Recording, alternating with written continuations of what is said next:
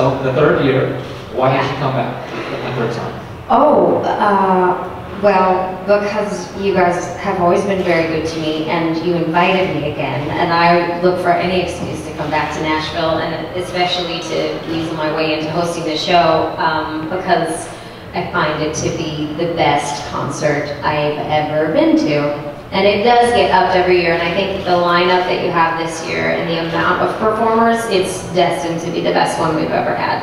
Having nothing to do with my host abilities or inabilities. I think just the lineup of performers alone is going to be pretty radical.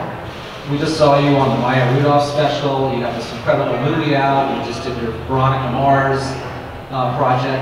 How do you have time to, it takes several days to make this commitment to do the show. We seem to ask more of you every year, and you're gracious enough to do it, but how do you find time to do it? CMT is always my first priority, above Frozen, above anything. It's been my first priority for 3. I think I have a husband and a kid at home. I can't be sure, but no, honestly, it doesn't feel like work to me. It feels like a lot of fun. I get to work with a lot of fun comedy writers and directors, and we get to come up with really cool bits, which is what I like to do creatively. In truth, what I do during the show is change into a variety of fancy outfits and read a teleprompter, so it's not the hardest job in America. And I have a front row seat to an amazing concert, so it doesn't take a lot of convincing to get me to come back.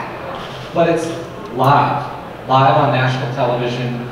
The bulk of the body of work that you've done has mostly been movies, TV shows. Yeah, take 2. Yep, you can do it as many times as you want to get it right. You can't think about the fact that it's live, though. That's the trick, I think. I mean, also, the more often you perform live or sit in front of people like this, the easier it gets. It seems so daunting, I'm sure. Like, sometimes my sisters will say, like, oh, I don't like public speaking, and I didn't either when I started, but you get more used to it.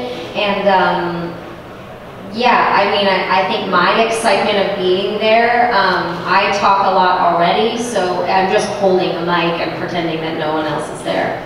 3 years ago, when we asked you to do this, it started as a conversation between Marcel, your publicist, and Michael and I. And 3 years ago, we asked ourselves, well, what's the connection between Kristen Bell and the city and this genre of music? But I think you had to probably ask yourself that too. Why did you want to host a country music show specifically? Well, music, first and foremost, has been probably the biggest part of my life. I trained operatically when I was a little girl, and musical theater is what brought me into acting, and it's what made me a performer. And thankfully, I've gotten to do some projects with song throughout my career, but I grew up in Motown, where music was really, really important, whether it was Motown or the oldies or rap or country or easy listening. I mean, whatever it was important.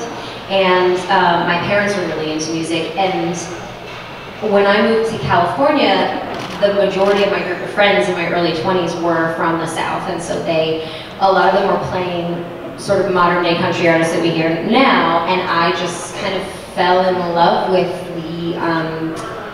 I think it's the most melodic of all the genres, and I think that it's certainly the most storytelling unique. I mean, that's what I really love about it. They're easy songs to stick with you and memorize because they're always telling a story, and as a storyteller, I just really gravitate towards that. So you live in Hollywood, you work with celebrities all the time. What has surprised you about working with our artists in this genre the last 3 years? You've gotten to know a lot of them. Maybe that everybody, first of all, that Nashville is as charming as it is and can stay as charming as it is, and even though I'm expecting for it to become uncharming in one moment, it just doesn't. It's one of the loveliest cities to visit and be in, but speaking about the actual country artists that live here and work here and that I've gotten to know, everybody is so low maintenance and everybody is so eager to be here. Like, this seems fun for them. It's a show very much about the performances and about the fans. And like the backstage vibe, everybody's smiling and talking, and it's a very normal, fun group of people, I find, and it makes you want to come back and continue to get to know them. I'll just say one more thing and open it up for questions again, if you have any. We all know it's a crowded television landscape for award shows. I'll be the first to tell you, I think there's too many of them. So making the show that we do stand out, it's a year-long endeavor. We've been working around the clock for the last 6 weeks as we ramp up to the show. And I think it's important that the show has a point of view, an attitude. And I don't think there's any question that if you were to stack up all of these award shows, the CMT Music Awards has a definite approach and attitude. Anything goes, anything can happen. Irreverence, reverence for what came before, what's happening right now in country music, and a great celebration of what is happening right now in country music. And you're going to see it all tomorrow night on the show. Any other questions? Yes?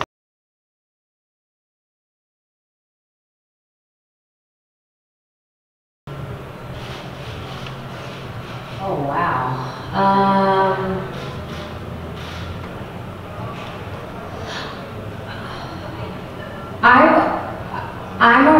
One that sits with me quite a bit is Miranda, surprise, it's Miranda Lambert, The House That Built Me.